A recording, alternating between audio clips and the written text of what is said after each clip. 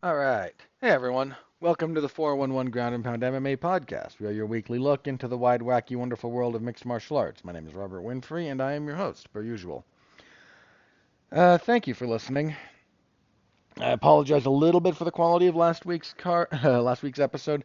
I recorded that at it was way too early, technically, like 3 in the morning or something. I let that whole week for a variety of reasons. Oh, what a mess.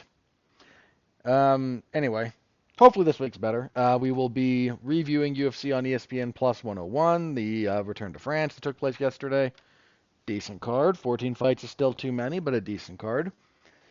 We'll be previewing UFC 307 back on pay-per-view, back in my neck of the woods, actually. They're in Salt Lake City. And, well, one title fight that's worth looking forward to, and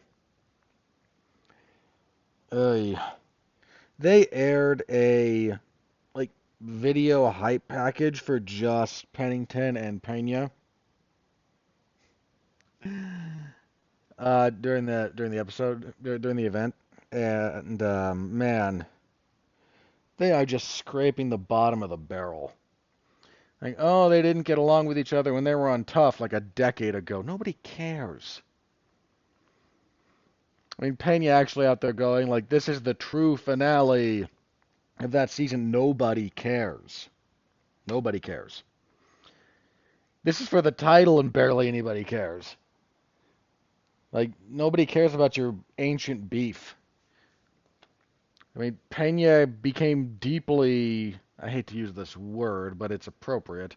She became a deeply, cringeworthy character very, very quickly after winning the belt.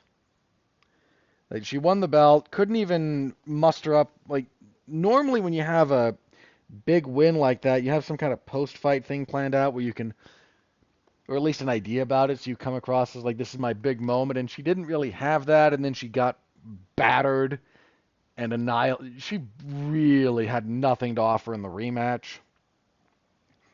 And then proceeded to be all pissy and try to boo Nunes' retirement and just became a figure of like, no, we very, very quickly, from what should have been a moment that you could have launched yourself to some degree to make people care.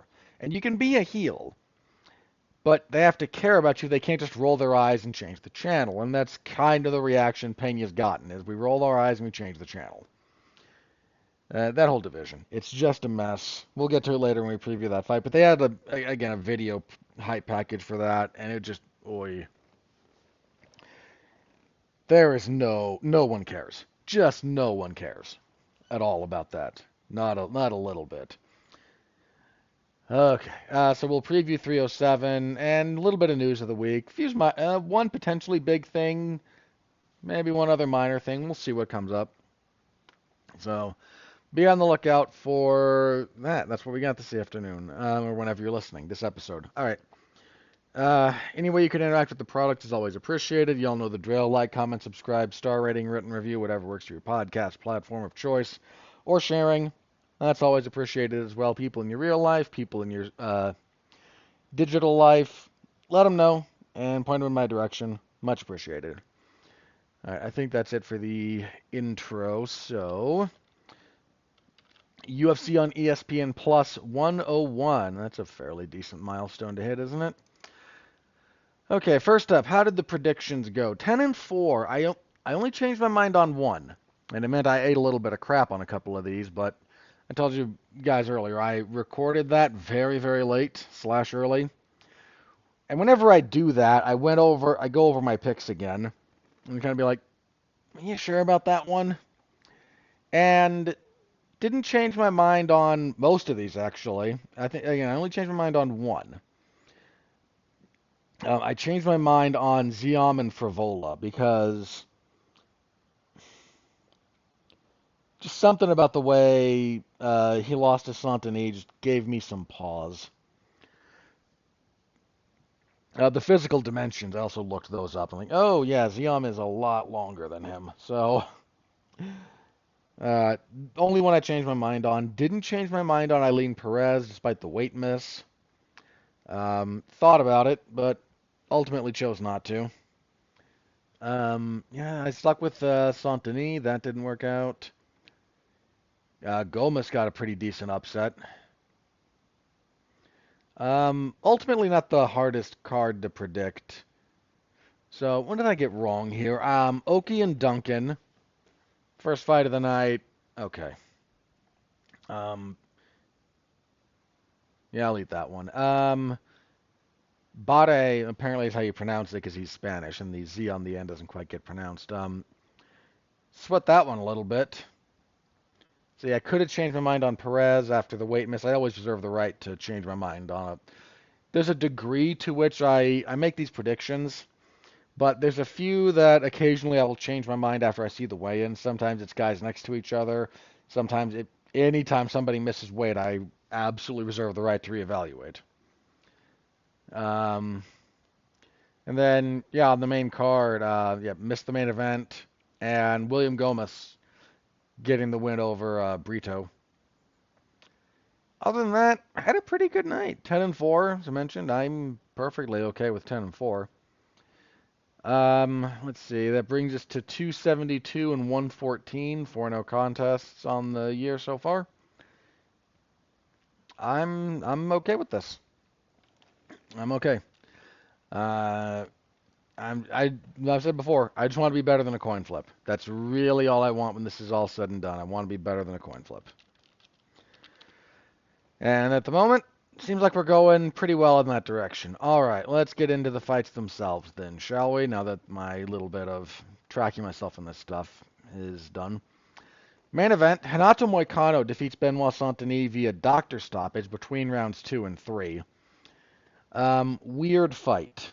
Sort of weird fight. First round, Saint-Denis comes out. It's looking okay. You know, they both land a couple of punches, not a lot, just a little bit, and then Saint-Denis throws a body kick. Moicano scoops it to the outside, gets into the back, rides him down, gets on top, and spends the rest of the round on top and batters Saint-Denis with elbows. Cuts him up. Both of his eyes start swelling up. Easy 10-8. Easy 10-8 round. Uh, Saint-Denis somehow survives because that man is tougher than shoe leather. Otherworldly toughness. Come out for the second round, and the second round is very sedate. Saint-Denis actually wins the second round, lands a few better punches, and Moicano just very inactive second round. And if you watch the second round, you can see why if you've seen these kinds of injuries before. I noticed this. I don't think I said anything in my coverage, which now makes it look like I'm backfilling, but hopefully y'all understand my personal integrity about this. Moicano's right collarbone and shoulder did not look right. The collarbone in particular, when it starts, you can just see when it's not right. His wasn't correct. Don't know exactly what it was, what kind of injury that might have been. There's a few different things that could indicate. That can be a separated shoulder, that can be a busted collarbone, that can be some kind of dislocation instead of just separated, because those are actually slightly different things. There's different things that could have been. But something was there. He didn't throw the right hand almost at all that second round. Very slow-paced second round, but Saint-Denis wins it. And then between rounds 2 and 3, the doctor comes in to check on Saint-Denis' eyes because his left eye was swelling. His right eye had a cut on kind of the eyelid, or at least would have been under the brow, and then with the swelling, it looked like it was on his eyelid. And he had another one that was under the brow and kind of going back towards his temple. The right eye was swollen so shut he couldn't see, and had to wave it off. Wonder what would have happened if they'd let it go, because that shoulder injury to Moicano is... His ability to persevere through that at all was shocking, because that's a horrible injury. He posted the X-ray and some of the pictures of it. It looks like, I think that's a dislocated AC joint, which someone else is gonna have to correct me if my anatomy is off on this. I believe that's where your collarbone attaches to your shoulder, because there is some connection there, and that can separate. Because it didn't look like a break. It's way too clean for a break. It looks like where like bone meets cartilage, which is kind of where certain joint things happen, and that looks like it's separated. So could be an AC joint dislocation, could be a few other things. I don't think we've had a specific diagnosis. We've had pictures. Let me check real fast, see if there's been if he's revealed a specific diagnosis, because I don't want to misspeak. It's some kind of shoulder injury. The X-rays are up. Kevin Ioli has them, so Moicano's put them somewhere.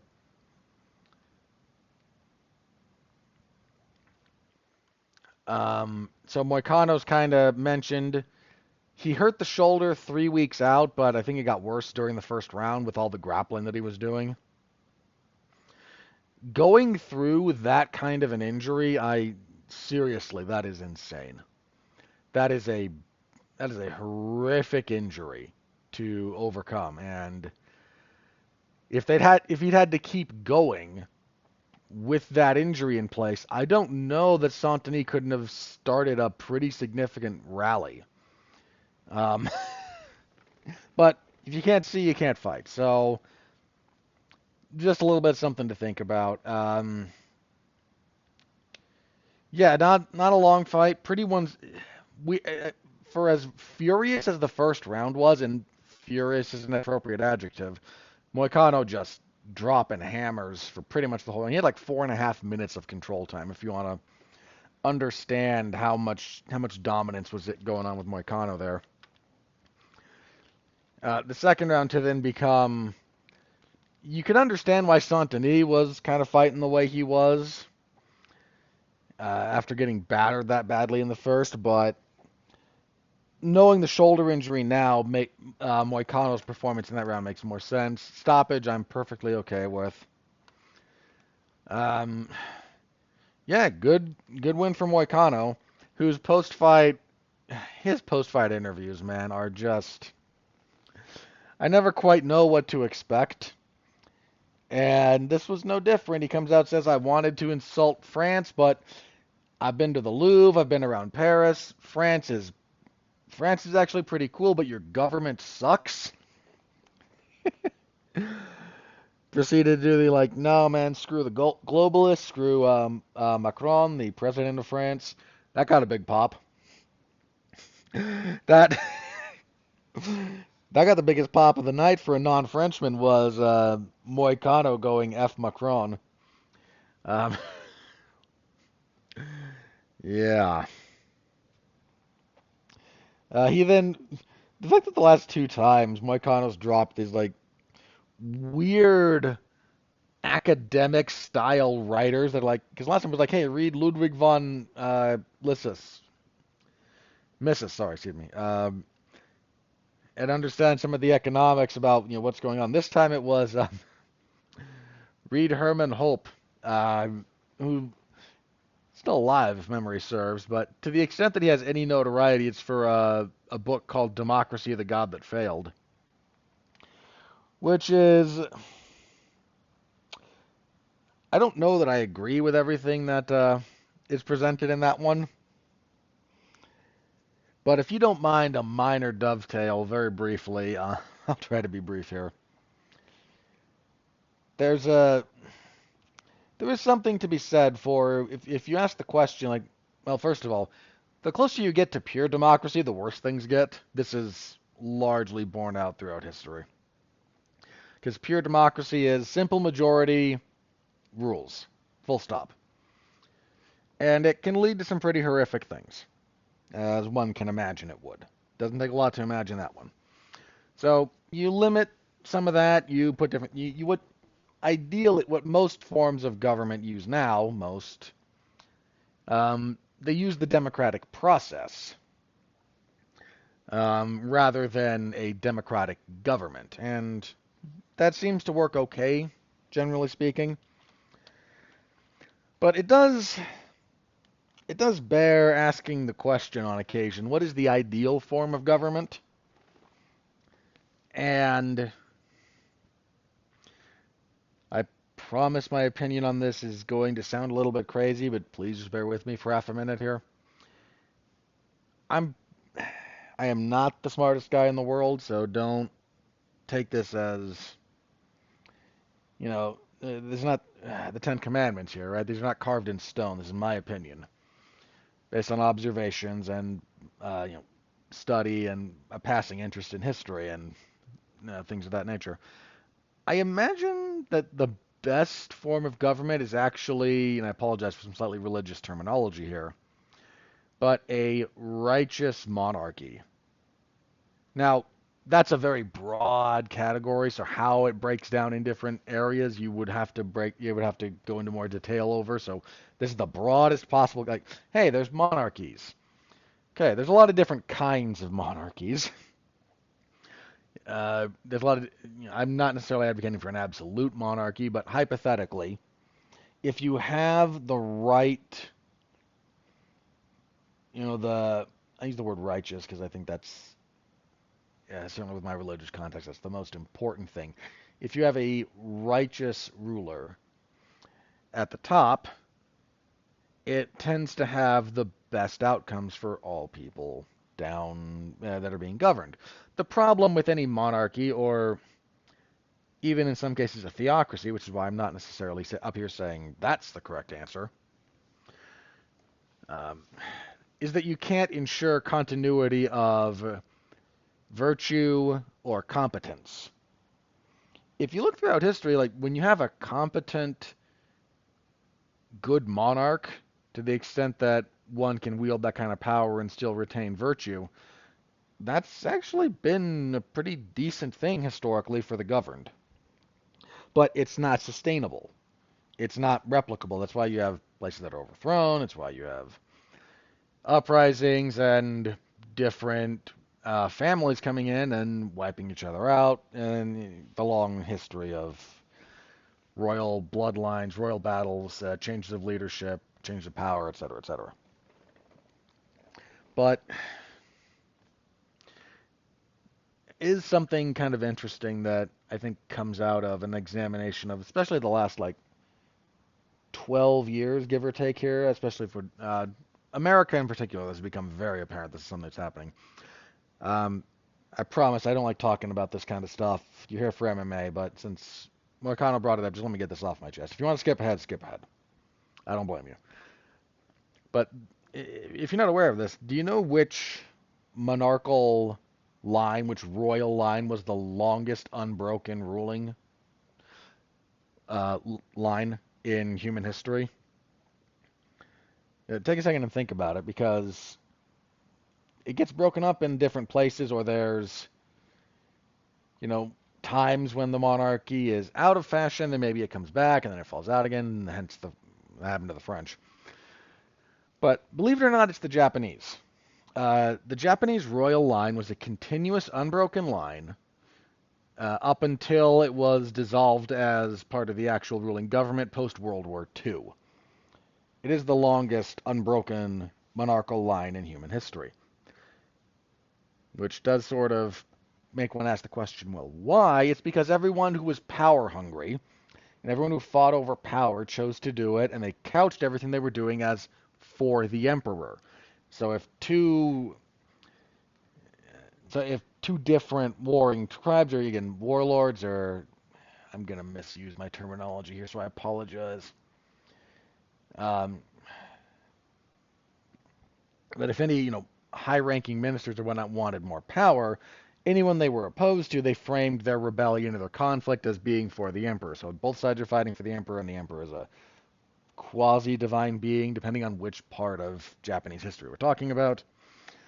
But that became the thing. You were doing it for the emperor, and so despite Japan's long and bloody history of different warring factions and whatnot, the actual monarchy remained unbroken, a single continuous line. And you can actually see some of that starting to happen in different places around the world now with, well, we have to save our democracy, and this is not a left or a right thing. This is because both sides are doing this. So bear in mind, I'm observing a trend here. But both sides are talking about how the other side is this existential threat to our democracy. So, in the name of justifying our democracy's continued existence, we're going to do a bunch of heinous stuff. And that's just not a trend I like. And, I mean, putting democracy as. Uh, this is the other thing, the other kind of fault with putting democracy on the pedestal the way a lot of us have, or we've been taught to, and all that fun stuff. You start to be willing to do a lot of things to justify its to you in the name of saving it, you can do a lot to destroy it. And that's just an observation about a trend. But Moicano out there throwing out that and then, bashing the French government. And Moicano is a character. Um, After the fight going, I want easy money fights. I want Paddy Pimblett or Dan Hooker. And I had to laugh. Like, Dan Hooker's a warhorse, man. And putting him on the same level as Paddy Pimblett is just this wonderful insult to Dan Hooker. Because Paddy ain't that. Not saying Paddy Pimblett sucks, far from it, but he is not nearly what Dan Hooker is in terms of proven metal. Dan Hooker's been in some incredible blood and guts fights. Paddy, yeah, Paddy should have lost the Jared Gordon fight. There's not really any two ways around that one. Um, so either of those are viable fights for Moicano. Had this wonderful insult to Dan Hooker actually. Post fight, like the post fight thing, he shows up in the suit, not the press conference, like the analyst desk where their people come in. Said that Dan Hooker in the top 15 is like looking at a turtle in a tree. You know he didn't get there on his own. Somebody just put him there. It's a great insult. I might have to repurpose that at some point in the future. But really good.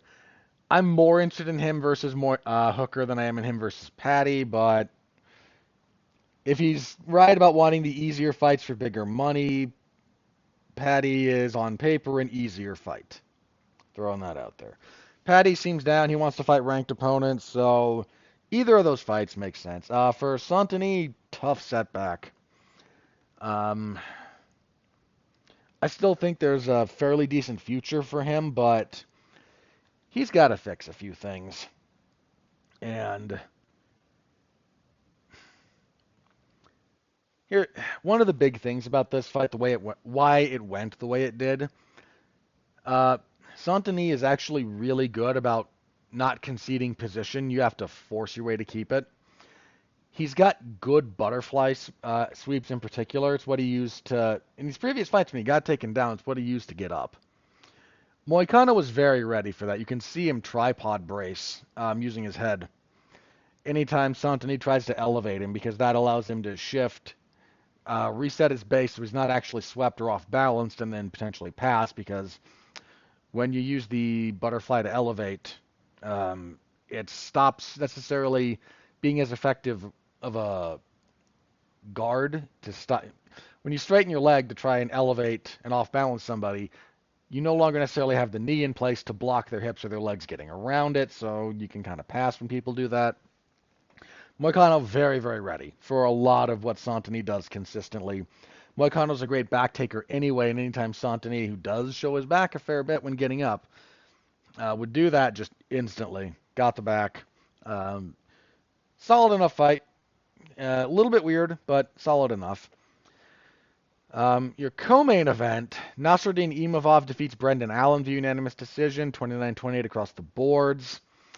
Imavov, Allen has a pretty good first round. Gets a takedown, works some passing. Just okay stuff. Imavov struggled to get up.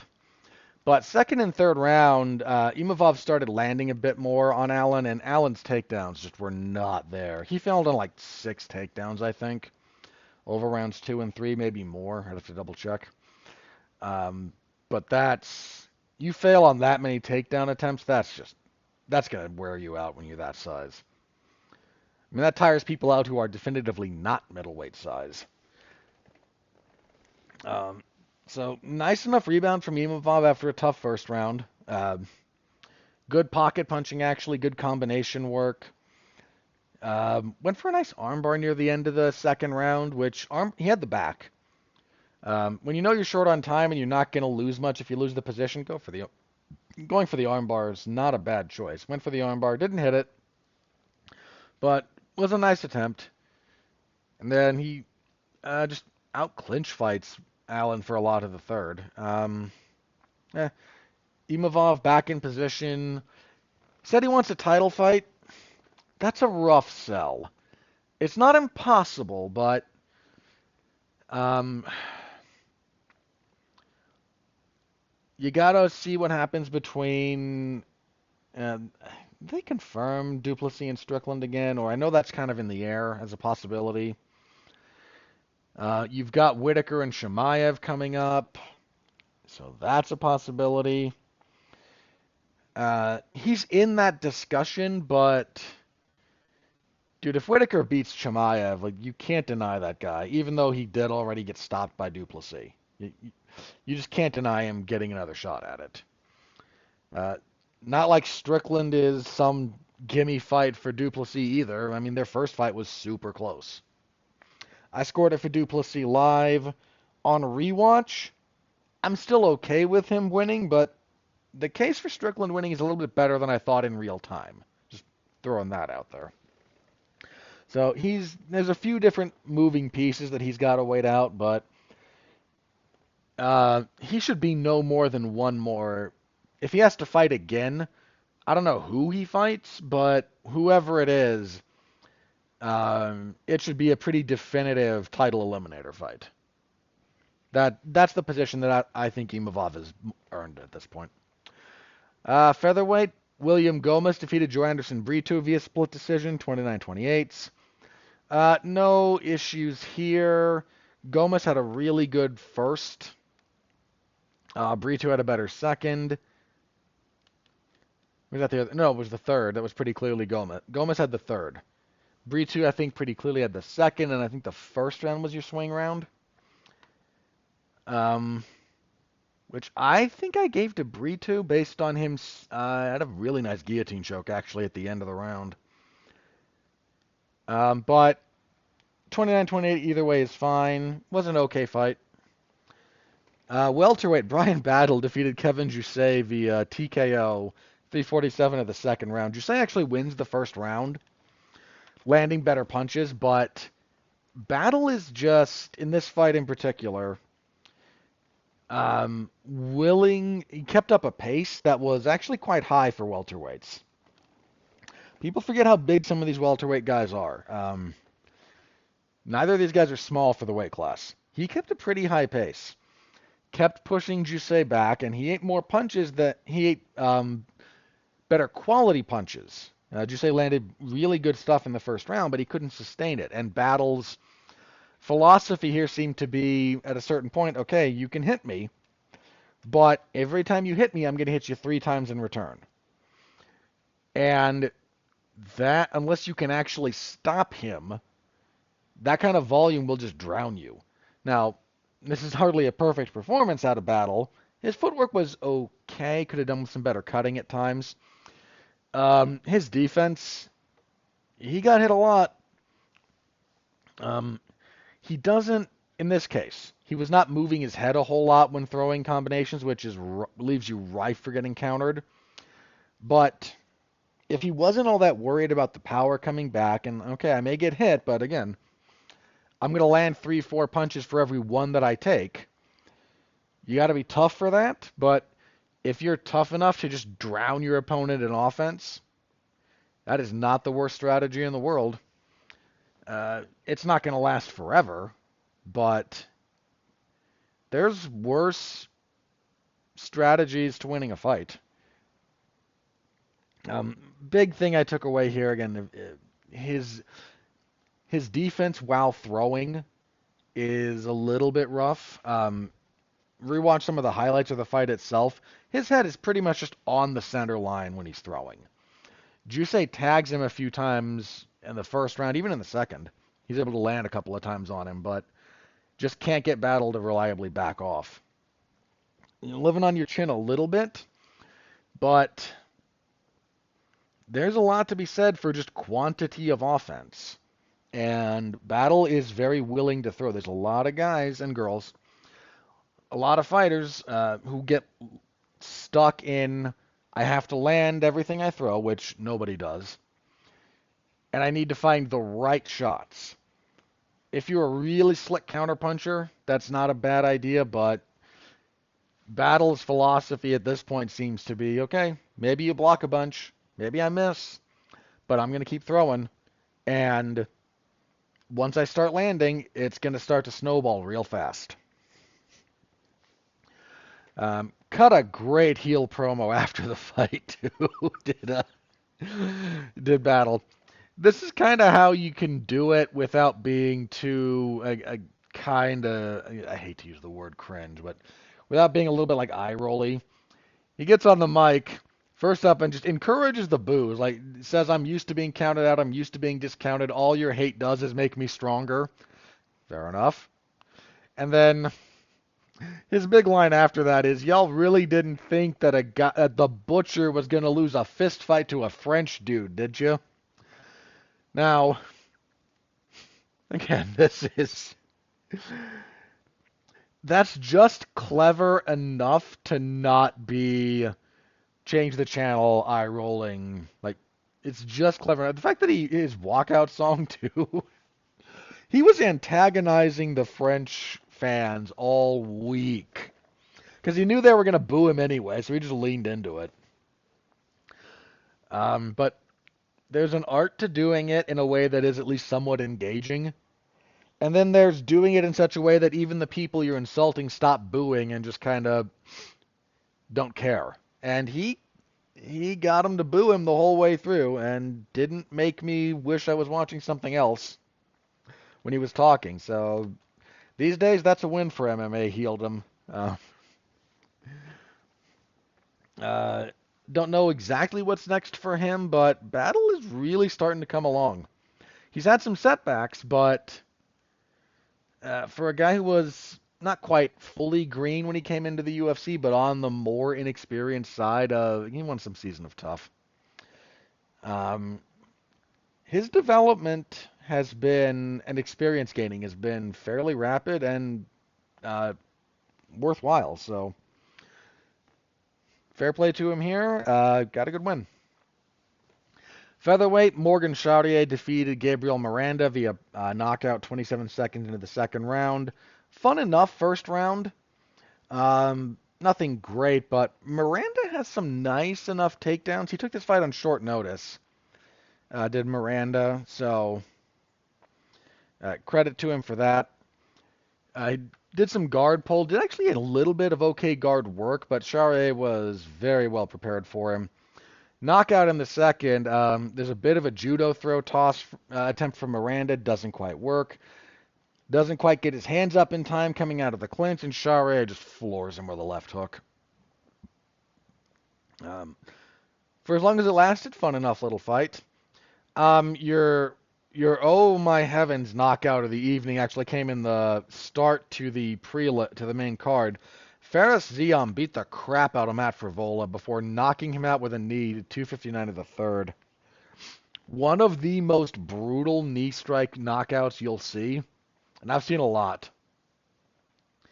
I saw Jose Aldo turn Cub Swanson into a turtle in 3 seconds. I saw what Anderson Silva did to Rich Franklin. I have seen guys do some gnarly stuff. This is among the very best.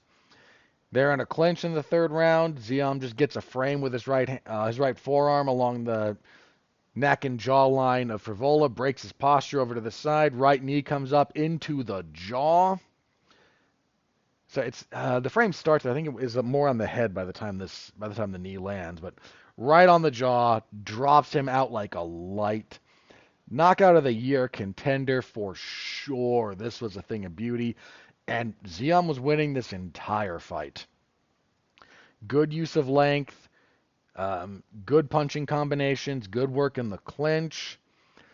Stuffed the vast majority of what Frivola was trying to do. Just beat that man up until he knocked him out. Tough loss for Frivola, man. It's never good to go out like that. Easily the best performance from Fares Ziam in the UFC thus far. Heck of a win for him.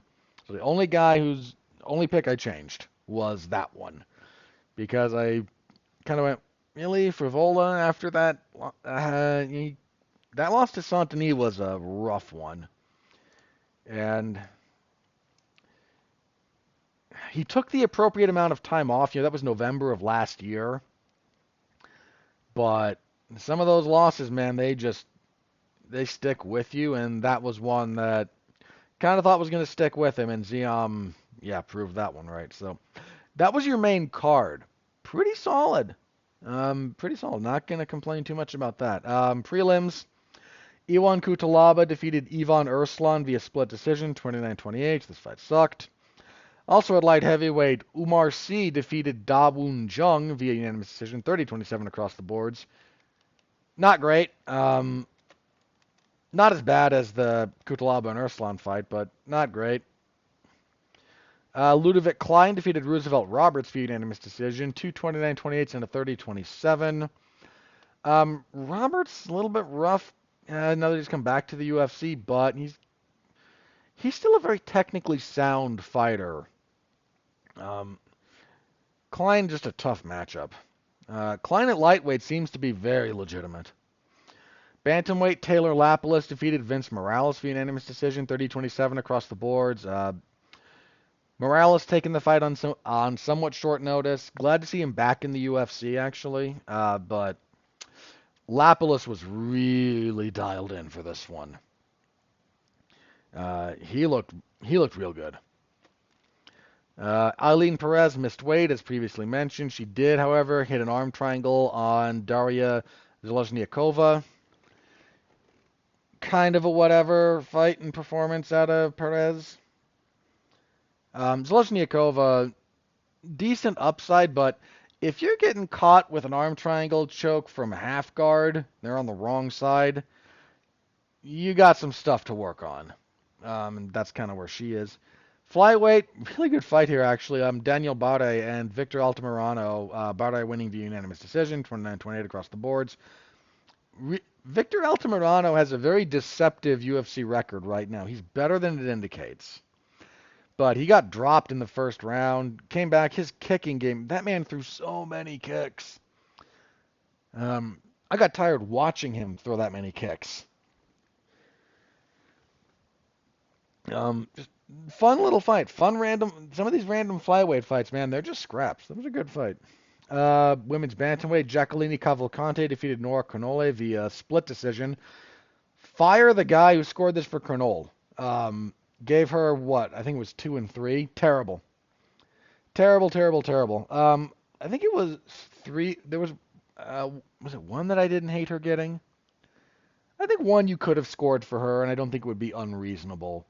I think I gave Cavalcante all 3 rounds personally, but second fight in a row where somebody has just been terrible about judging a Jacqueline Cavalcante fight. Should have been a unanimous decision. Cornole faded pretty badly after the first round. She did a lot of grappling, and she is not conditioned for grappling heavy fights. She got fatigued pretty quickly. So yeah, both women I think are welcome additions of talent to the division, which badly needs it. Cavalcante just looks like she's a bit more ready for the move up. But Cornole definitely, I think, has some promise. And kicking everything off, Chris Duncan gets a technical submission over Balaji Oki, 3:34 of the first round. Oki doing a lot of good work, but hits a takedown and gets caught in a guillotine choke. And a little bit weird here. It's pretty tight. Duncan winds up adjusting. It's an arm-in variation. Then Oki kind of goes to sleep, but has enough involuntary movements going that no one's quite sure. Duncan lets go of the choke. I think he's worried about gassing his arms out at that point. And goes to start working again, and then he realizes, oh, he's out, and points and lets the ref know, like, no, he's out, and the ref at that point is like, oh, no, he is out. It's a little bit weird. Not seen that one too many times before, that exact sequence. Solid enough win for Duncan. Kind of needed a little bit of the rehab win. one of those guys who came into the UFC with a fair amount of hype and got brought down to earth fairly quickly. So seeing him start to get that going again and start rebuilding, good for him. That was it. Again, 14 fights, just too many fights. 14 is just too many. Your bonuses, there was no fight of the night, which I can understand. Performances went to Brian Battle, Morgan Chartier, Ferris Ziam, and Chris Duncan. So every finish, apart from Perez, who missed weight, understandable, and Moicano was a little bit unhappy about not getting a bonus. I can understand. That first round was definitely bonus worthy, in my opinion. At the same time, though, Chartier and Ziam were mortal locks for bonuses. Ziam in particular, we're going to see that on a lot of year-end lists. That knee that he landed, it was a thing of beauty. Look that one up if you haven't seen it. That finish, if nothing else. So that was it. Full report, as always, in the MMA Zone of 411mania.com. Y'all know where to find that when you're interested. Okay. Thank you very much to anyone who's read that, or if you're going to read it. Again, I always appreciate that. All right, let's look ahead then, shall we, to UFC 307. As mentioned, we are back in my neck of the woods. And we have a main event for the light heavyweight title. Champion Alex Pereira defending against Khalil Rountree Jr.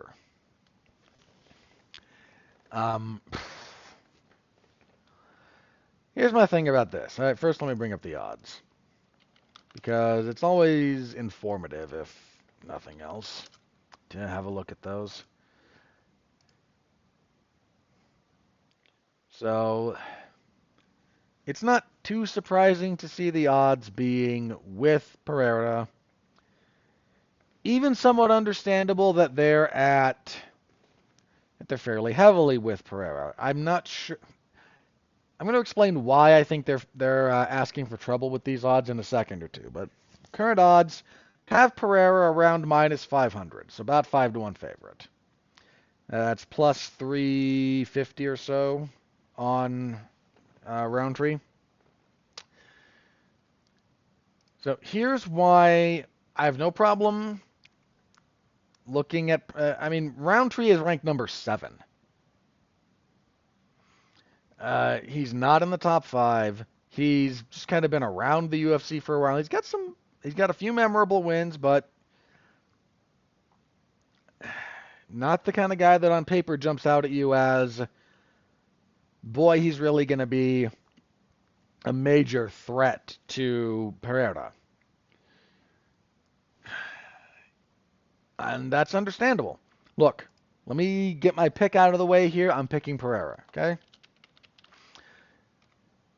Here's why I think that these odds are a touch overstated, and why I think they're flirting with some danger. So here's the thing about some of this. Guys like Alex Pereira, devastating strikers. This is a weird thing in MMA, but I think if you pay enough attention to the stats and to history, this bears out. The biggest threat to most of them is not the person who presents what you would think would be a stylistic challenge. You might think, oh, a powerful, explosive wrestler is the biggest threat to Alex Pereira. People thought that about Chuck Liddell for a long time. People thought that about Joanna Jędrzejczyk for a long time. Now, Joanna obviously not quite the knockout threat that, Liddell or Pereira, or we can go for a little bit more with some of these guys. Look at the guys who gave Mark Hunt problems, believe it or not. Not a lot of the wrestlers. Some, yes, some, but who's the other?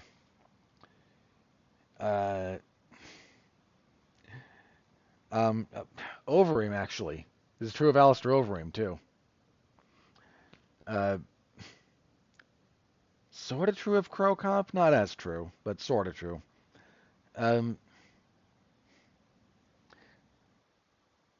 the people who wind up being threats to these devastating strikers are not so much the wrestlers or the jiu-jitsu guys that Anderson Silva. By the way, this is true of Anderson. I know Weidman had the wrestling background, but look where he beat Anderson Silva both times. It's not the people who try to take them down that give them problems. It really isn't. I'm not saying all those fights are easy. They're not. But because MMA striking has so many ways in which it can go sideways on you, you have a lot of weapons. You have a lot of weapons at different ranges, and you don't have a lot of safe space. Who wound up being the guy that took out Chuck Liddell? Wasn't a guy wrestling him. It was Rampage cracking his jaw with a left hook, right hook, right hook. Liddell was throwing a left to the body. Um, it was a guy who punched with him. That's kind of how Rampage got the best of him in Pride too. Um, Weidman and Anderson Silva, got him on the feet. Look at when Joanna finally lost. Look at some of the fighters that were some of the fights that were tougher for Joanna for a while. It wasn't people trying to wrestle her. She got a pretty good handle on that. Rose caught her with that left hook and just sent her unconscious. I thought Joanna should have won their rematch. Did I? That one I got back and forth on.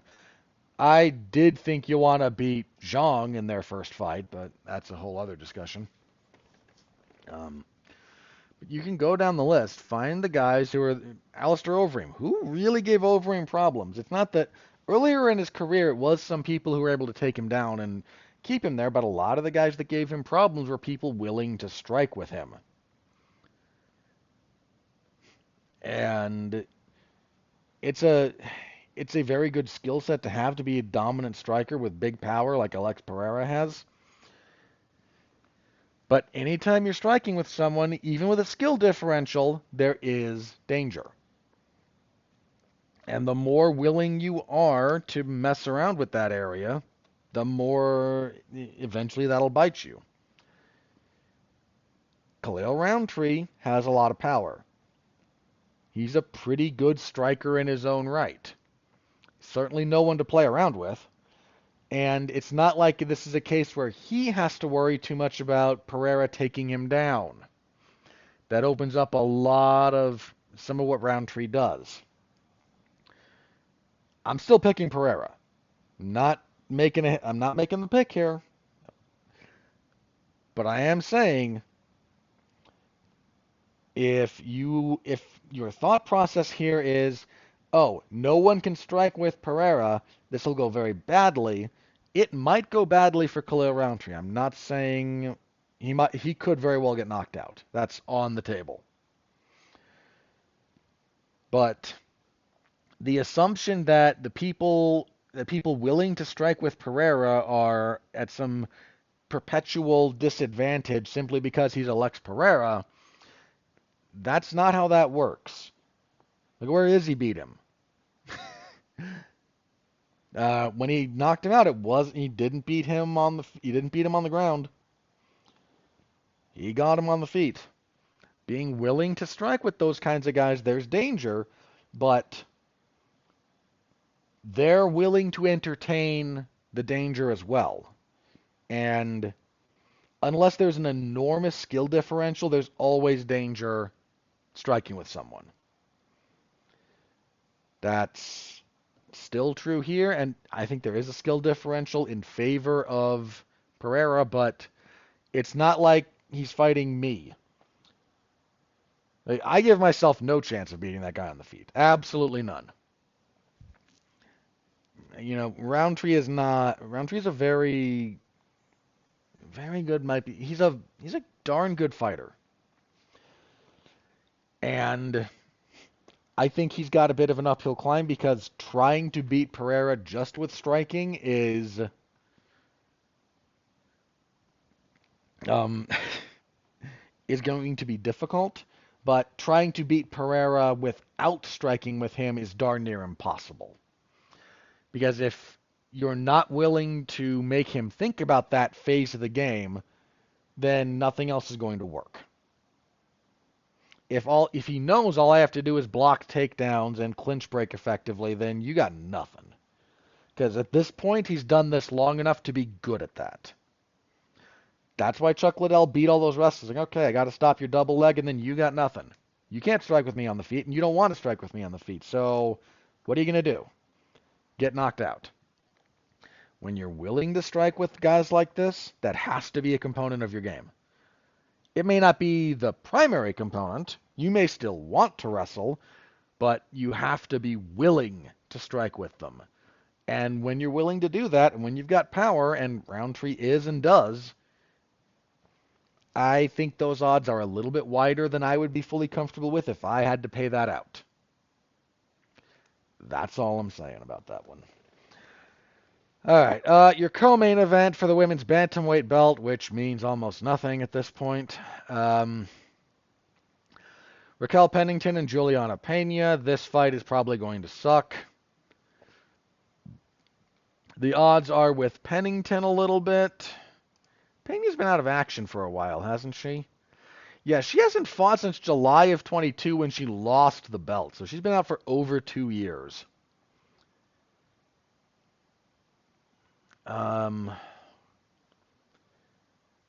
She busted some ribs during training camp for the rematch with Nunes. That was May of last year. Why has she been out for this long after that? I mean, for the record, busted ribs suck. I've never broken any, thankfully, but I've had them injured. And I've known people who have had busted ribs, and it's terrible. So if it took that long to heal, fair enough, but there are no winners in this fight. Pennington hasn't lost since a fight with Holly Holm in 2020. I don't think either of these women holds the belt any further than whoever wins this. Kayla Harrison is going to smash them into a fine red mist. But you know what? I have dismissed Pennington a bit too often. I'll go with Pennington, but I don't know. That one could legitimately go either way, and frankly, I don't care. Terrible division right now. Just terrible. Bantamweight, Jose Aldo looking for redemption here at the altitude of Salt Lake City. Last time he was here, he almost beat Merab Dvalishvili, which is weird to think about, but he won the first round, and then he successfully negated everything Merab does. Merab could not get him down. He went like 0 for 16 on takedown attempts in that fight. But Aldo's offensive output slowed in rounds 2 and 3, and he couldn't quite clinch break effectively, so Merab sort of just eked out those rounds. I did mention it, when he had that fight, Aldo got, because that was the same night that, why am I blanking on his name? Leon Edwards. It was a running joke for a long time that I just forgot Leon Edwards existed. That switched to Bilal Muhammad now for some reason. But when he knocked out Kamaru Usman to win the belt, his knockout of Usman, that the head kick that moment, was the biggest pop of the night. But the biggest walkout pop of the night went to Jose Aldo. And Salt Lake City gave that man the respect he deserved. And I, for one, was, for all the time that MMA fandom in general is a little bit like, oh dear heavens, why? Every now and then they get it right. And he got treated like he should have by the fans, despite that being Salt Lake definitively not, Rio de Janeiro. Here he's fighting Mario Bautista. I kind of like Bautista in general. He's on a good winning streak. 7 in a row. Last beating Ricky Simone. His losses in the UFC. He had a tough loss in his debut. Got armbarred by Corey Sandhagen. Won a couple of fights. Got stopped by Trevin Jones. Hasn't looked back since. Jay Perrin, Brian Kelleher, Benito Lopez, Guido Canetti, Damon Blackshear. Ricky Simon was a step up in class for him. Jose Aldo is a definitive step up in class because despite having been fighting since the year of the flood and only being Jose Aldo's 38 years old. Okay, he has 40 fights. His professional debut was in 2004. 20 years he's been doing this. He's still really good. um, had a good win when he came back and beat Jonathan Martinez. I see this fight kind of going similarly to that one is my hunch. Odds are actually with Bautista, which I respect. Bautista is not some lamb being led to the slaughter here. He is a talented fighter and deserves recognition as such. So I am not going to say a bad thing about Mario Bautista here. He's 8-2 in the UFC is Bautista, and no one to not to be trifled. Only a 6-fight winning streak. Did I miscount? I might have. So I understand the odds makers giving Bautista that respect, and I don't think they're wrong to do so. I'm still picking Jose Aldo. I think he's just still really. Jose Aldo was so far ahead of the game. He was doing stuff like 8 years ago that people are just now starting to understand and incorporate, and he's still. That's a guy who we've all said for a lot of years is not going to be fully appreciated. We're still only now starting to appreciate some of his greatness from 8, 9 years ago. I'm going with Aldo on this one. That's a good fight. Bautista, if he does close as the favorite, will have earned that. Like, that guy is not a joke. This is a solid fight. Maybe I'm a little bit sentimental picking Aldo, but I can live with it. I got a few fighters I don't mind being overly sentimental with, and Jose Aldo is one of them. Next up, women's bantamweight. This is, I mentioned before, Kayla Harrison is here in case something happens to either Pennington or Pena. If something happens to Pennington, they'll probably just strip her of the belt, throw the vacant one up there between Harrison and Pena, or something happens to Pena. But Kayla Harrison's fighting Ketlin Vieira. Ketlin Vieira is not a bad fighter. She's only 33. Her only losses are to Irene Aldana. She got knocked out in that fight, though. Yana Kunitskaya, now Yana Santos, and a split decision against Raquel Pennington. You could have scored that for her. She represents a non-trivial opponent here for Kayla Harrison. This is not a gimme necessarily. I mean, Kayla's UFC debut was against Holly Holm, who is definitely not a gimme. But the only question here is whether or not how many of these weight cuts to bantamweight Kayla's body has. Assuming she can make weight, assuming there's nothing disastrous that goes on in that process, she is going to wear that belt. She is that dominant a force. Being able to fight with elbows now, finally, she's not unbeatable. Be very clear about that. Kayla Harrison is not unbeatable. But I don't know that Vieira is. She might surprise some people, but I have no problem picking Kayla Harrison. I think Kayla's the biggest favorite on this card. Yeah, she is, at least right now, and that is completely fair. Let's see. Next, we have middleweight action. Kevin Holland and Roman Dolidze. This is not a terrible fight. Holland back up at middleweight did pretty good against Mikhail Oleksiejczuk. Weirdness in the finish there. I mean, I didn't have a problem with it, but deserves to be said. Yeah, he did okay at middleweight, but had a rough stretch. Lost to Kamzat, lost to Stephen Thompson. That was a fun fight. Beat Ponzinibbio, beat Chiesa, then lost to Jack Della Maddalena and Michael Page, and finally moved back up to middleweight. Dolidze at middleweight just had his first major setback. Not, he had a couple of setbacks not too long ago. He lost to Marvin Vettori. It was a slightly weird fight. Then had that weird decision against. It wasn't too weird. Imavov got deducted a point for an illegal soccer kick. Most recently, Dolidze beat Anthony Smith. That was actually up at light heavyweight. He did that on short notice.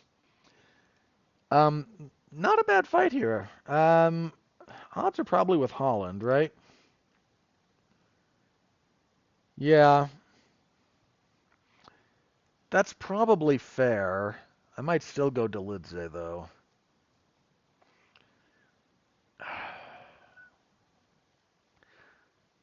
I'm gonna go Holland for the moment, but let me asterisk this one. I need to.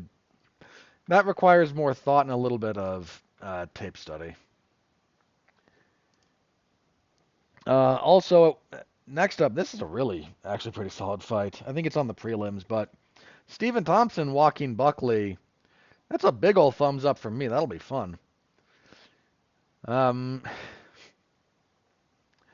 Two strikers, two guys with karate backgrounds. Well, I think Buckley's more taekwondo than karate, but and that's not a mistake.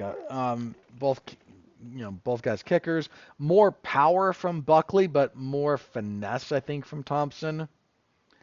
Um, if this were 5 rounds, I'd favor Thompson, even at his advancing age. Nothing but respect for Wonder Boy, but man, you're 41. You're Wonder Man now, but that's a very different character. Um, Thompson just 1-3 in his last 4. Now, in fairness, those losses are Gilbert Burns, Bilal Muhammad, current champion, and Shavkat Rakhmonov, most likely your next champion. So, level of competition has remained high. Um, Buckley's done pretty decent work at middle. His work at welterweight has been pretty solid. 4-0 since moving there in 23. Wins over Andre Fialho, Alex Morono, Vicente Luque, and Nursultan Nazarbayev.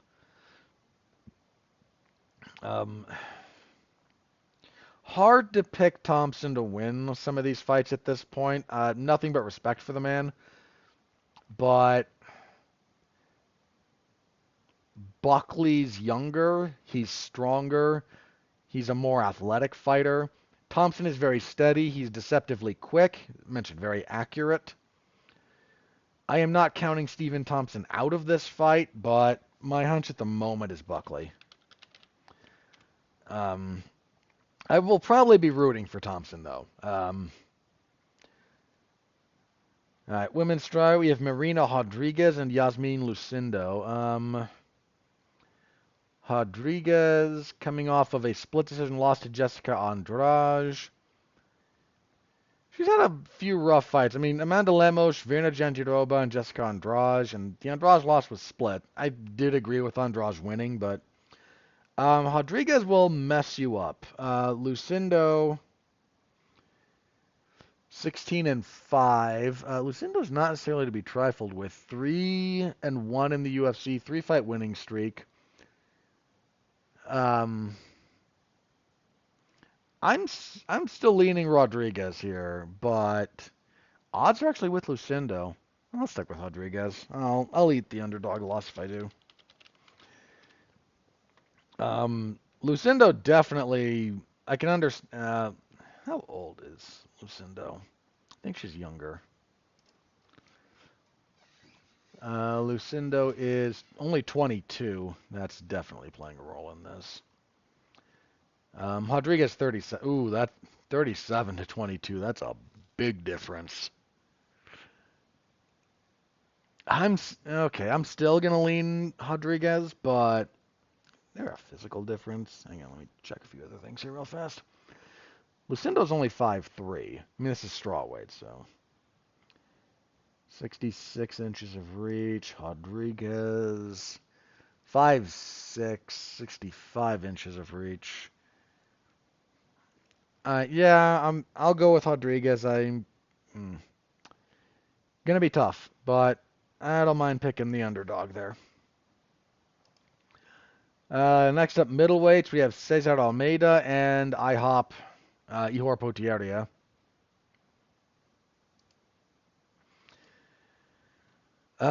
Almeida 1-1 in the UFC, won his debut, then lost split decision to Roman Kopylov. I vaguely okay, no, I remember Almeida. Yeah, he's probably gonna win this fight. I don't pick old Ihor. Called him IHOP. That's not that funny, but I shouldn't amuse myself that much. No, Almeida's an easy pick. Easy pick for this fight. Potieria I think middleweight's a better fit for him than light heavyweight was, but I still don't think he's very good. Tisha Pennington and Carla Esparza. Carla, two-time strawweight champion, including the inaugural one for the UFC. She's announced this is her retirement fight. Her last fight was getting choked out by Zhang Weili and losing the belt. Tisha, two-fight losing streak, both of those split decisions. Mackenzie Dern and Tabitha Ricci had a better case for winning the Ricci fight. I still didn't think she won it, but there was a better case there.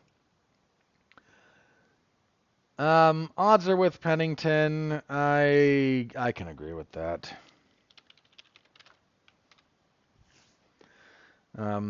I've never been the biggest Carla Esparza fan, so I don't even have a lot of sentimentally attachment to rooting for her, but I'm not gonna be a jerk about it either. And Court McGee and Tim Means. Court McGee probably close to the end. He's fighting in Salt Lake. He's actually from Ogden, so I'm not gonna call it the Salt Lake area, but he's from Utah. See, I don't know where he trains out of right now. Is he back at the Pit Elevated? Or did that close?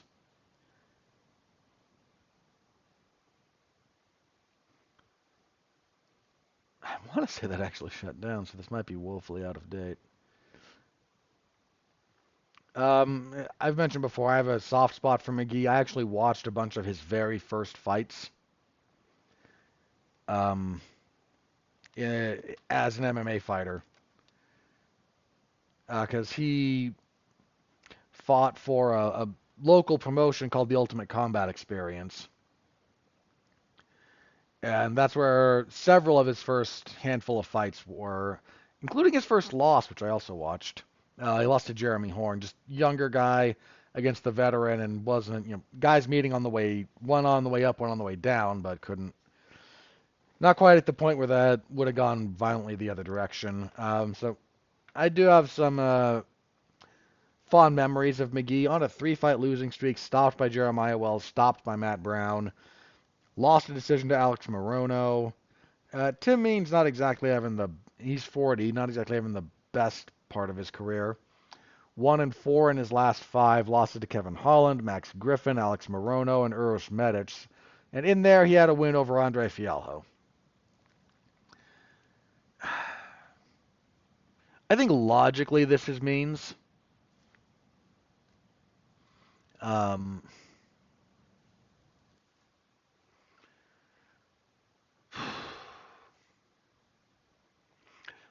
It is logically. I think McGee's chin is a little bit not what it used to be at this point.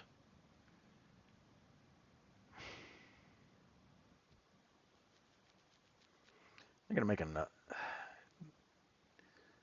First of all, yeah, the odds are with Tim Means. About 2-1, give or take, a little over.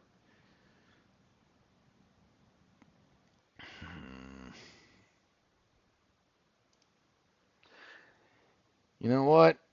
I will eat another loss on this one. I'm going with Court McGee. It's an overly sentimental pick, but I had a good event last time. If I eat crow on this one, I'll live with it. Then on this card, we will also have Austin Hubbard and Alexander Hernandez. This was supposed to be Hubbard and Nate Landwehr, which would have been all kinds of dumb fun. Hernandez, not as much. The odds on this one yet? Wait, did something happen to Owen St. Preux and Ryan Spann again? No, that's apparently still on. Okay, why is that not listed? Did I just skip that?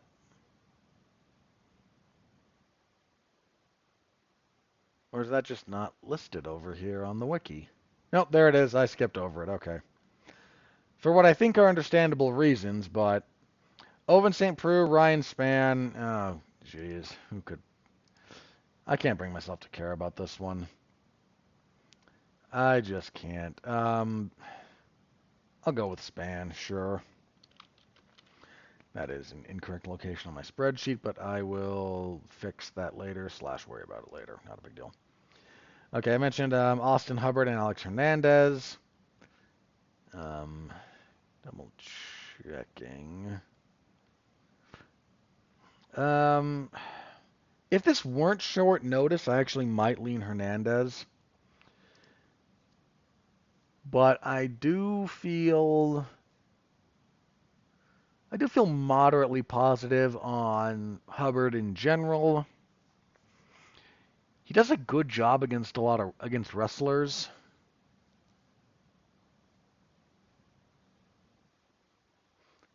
Wait, they opened Khamzat Chimaev as the favorite over Robert Whittaker. You are asking for problems, my dudes. That is plus money on Bobby Knuckles in that fight. Oh boy. Sorry. Scrolling through the odds for some upcoming fights, and boy, that's I know it's designed to induce betting, but Ankalaev favored over Rakic too? That's a bit more dubious, I think. Oh, could be very wrong there. I still think there's a lot of potential in Rakic. I just don't think he's quite lined it up. Sorry, that's not really what I should be looking for, but that's what I kind of got stuck looking at for a minute or two there. Okay, so I don't see odds on this one.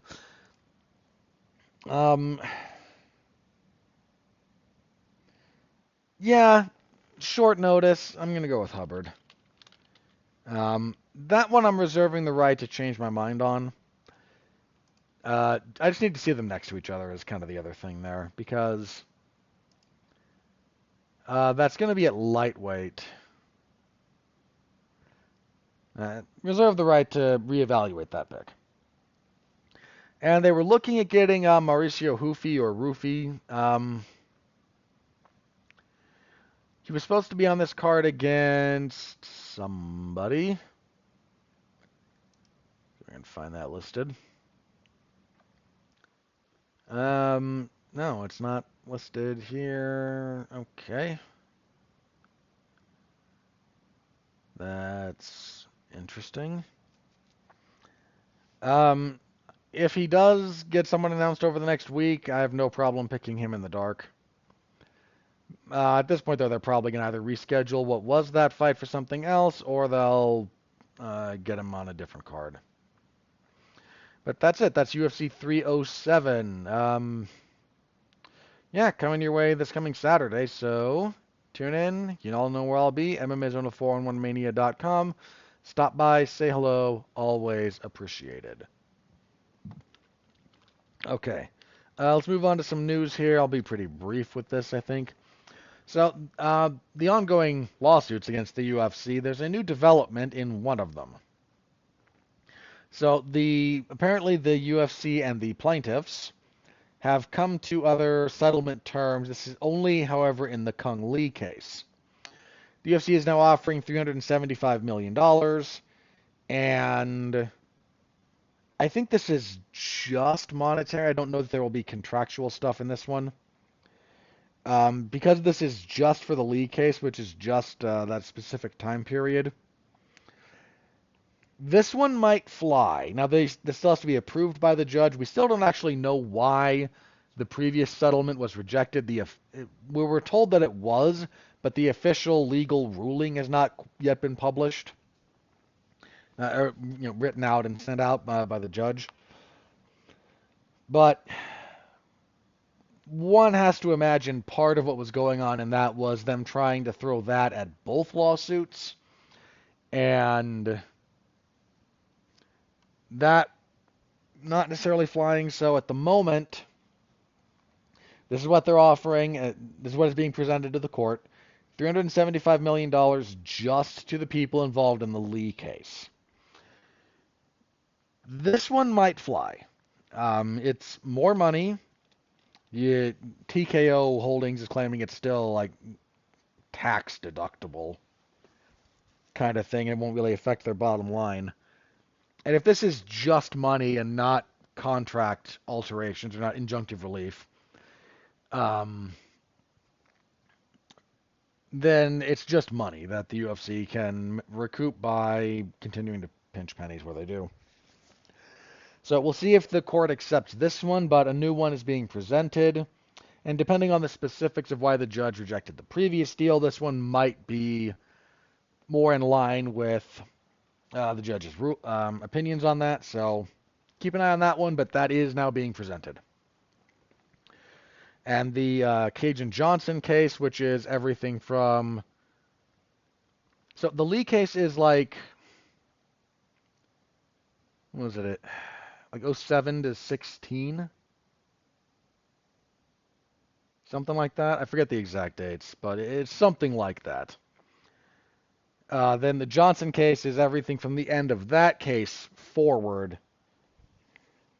So we'll keep you updated because heaven knows most MMA news sites and whatnot aren't touching this one with a 10-foot pole.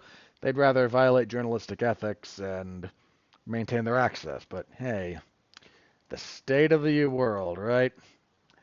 Okay, minor note here, then we'll check the old X machine and see what's up. But former two-weight world champion Reiner De Ridder has signed with the UFC. This has been confirmed. Good. De Ridder is a perfectly good fighter. Should be able to do some stuff in the middleweight division. Looking forward to his UFC debut. Right, that's what I have written down. So hang on, let me see if anything crazy is broken in the world. If not, we will do plugs and get out of here. Okay, nope. Nothing new there, so plugs. Last week was the review of Transformers 1. That wound up being a pretty decent podcast. That was me, Mark Radulich, Cole Marentet, and Jason Teasley.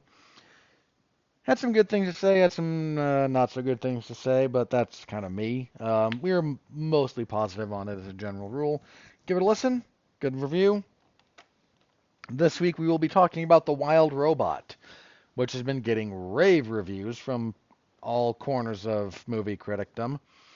I haven't seen it yet. I'll see it before I review it, but my understanding in general, it's going to be kind of a two-horse race for Best Animated Picture of the Year between that and Flow, which I have also not seen, but both of which seem to attract, the awards kind of thing. So, Wild Robot, I will be talking about Monday, so tune in for that over on Damn You Hollywood. It's on the W2M Network, podcast or YouTube. Give that a listen if you're so inclined. Always appreciate that. WWE SmackDown on Friday, and boy, have they loaded up this. It's the go-home show for Bad Blood, and they have stacked the crap out of SmackDown. Return of AJ Styles, there's a triple threat ladder match, there's... what's the other big one? It's not the women's title match. Hang on.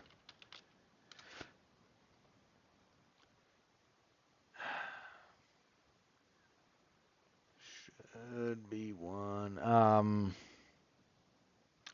There was something else that was big.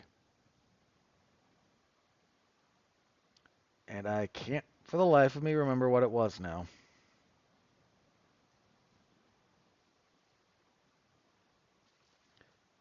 There was something else. I know there was something else, but Can't remember. But there was another fairly big event. They're going out of their way to try and make that. Hazen and no, Hazen Andrade had their sixth one. Probably something else along those lines, though. Anyway, I'll be covering that Friday. I don't think I'll be covering Bad Blood because that'll be Saturday, and I'll be covering the UFC event. But tune in. So tune in for all that. That's what I got going on. Next week we will be back here to review UFC 307. Make sure I listed that properly. And we will preview. Yes, we will. Double checking the calendar there. We will preview UFC on ESPN Plus 102. We're back in the warehouse, but we got a flyweight main event, so we'll take it. Brandon Royval and Tatsuro Taira. That's a great fight. That is just a great fight. Genuinely looking forward to that one. Also on that card, please tell me there's other stuff worth watching. Jun Park and Brad Tavares should be fun. I got a soft spot for Park because he's the Iron Turtle.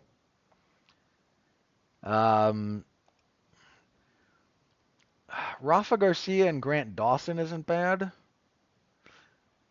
Daniel Rodriguez and Alex Morono should be okay. That's kind of it, though. Geez. If you're a fan of the memes, and who isn't? It's MMA. Chris Barnett and Junior Taffa might have some meme potential.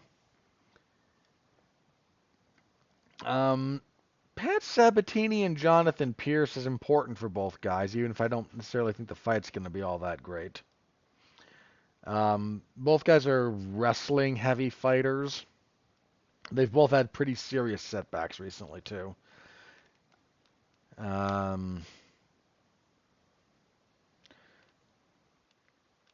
Yeah. Okay, so again, full preview next week. That's not a strong card. It's a lot of fights for a not strong card. Hang on. Terrence McKinney was supposed to be fighting. I'll leave that off. Let me just 1, 2, 3, 4, 5, 6, 7, 8, 9, 10, 11, 12, 13, potentially 14 fights again. Please stop this. 14 fights is just too many fights. Please stop this insanity. Full preview next week. All right, that's it for me, everybody. Save that. Thank you all very much for listening. I appreciate you as always. Hope you'll be back next week. Until then, stay safe out there and continue to be well, be safe, and behave.